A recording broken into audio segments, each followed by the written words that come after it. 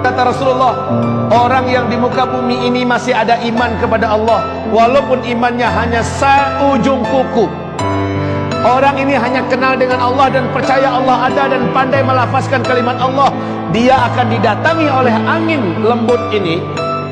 Walaupun dia di gunung, kata Rasul, walaupun dia di dalam gua, walaupun dia ada di pulau, dimanapun orang itu berada, angin ini akan sampai kepadanya. Saat terhirup olehnya angin itu, saat angin tersebut menyentuhnya, dia meninggal di tempat. Serentak satu muka bumi, orang Islam, umat Nabi Muhammad meninggal dunia.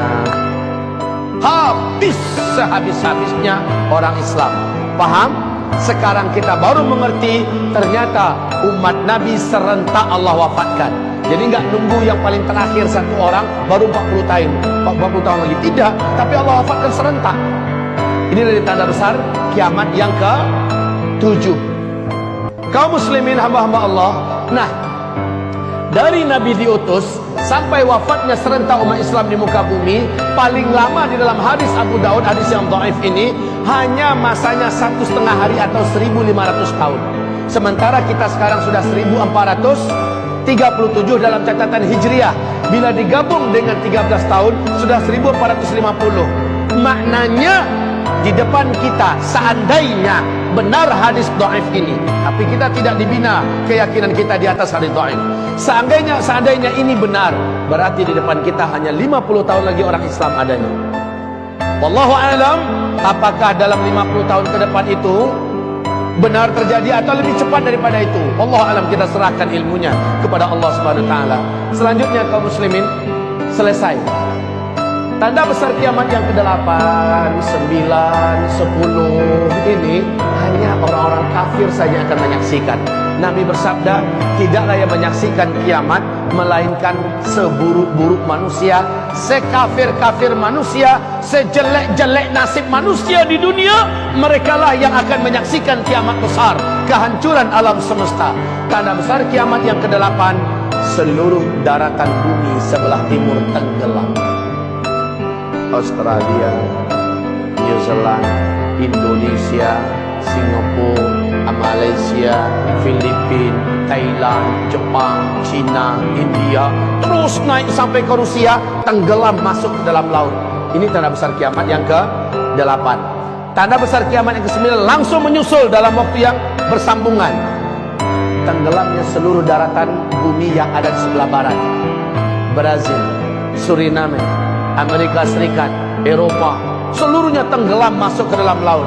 Yang tersisa hanyalah satu ketul kepingan bumi di timur tengah, yang terbelah dua. Ini Jazirah Arab dan ini Syam. Syam sekarang adalah Yordania, Lebanon, Suriah dan Palestina.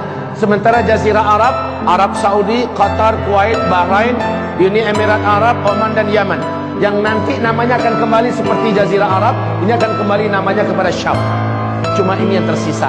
Tanda besar kiamat yang ke-10 kata Rasulullah di Jazirah Arab. Kata Rasulullah, tanda besar kiamat yang ke-10, dari dalam perut bumi Yaman akan muncul api raksasa setinggi-tinggi gunung dan bukit. Panas sekali api itu. Rasulullah bersabda, manusia yang hidup di sini akan lari tunggang langgang menuju negeri Syam. Saat mereka sudah berkumpul di negeri Syam, seluruhnya sudah kumpul di sini, malaikat Israfil meniup sangkakala. Kiamat yang pertama. Terjadilah kiamat besar, kehancuran alam semesta. Untuk Bapak ketahui semua, Pak, di Yaman hari ini sudah ada sebuah informasi yang akurat, pasti. Di Yaman hari ini, bahkan buka di YouTube kalau mau sekarang, di daratan Yaman sudah ditemukan area yang panas dan mengeluarkan asap panas. Ketika didekati oleh pakar-pakar dan ahli bumi, ahli tanah mendekat ke sana, ternyata kawasan tersebut sudah ditemukan lubang-lubang dan retakan-retakan tanah. Dari sela-sela lubang itu, Pak, kelihatan ada gelombang tekanan api yang sangat padat di dalam tanah.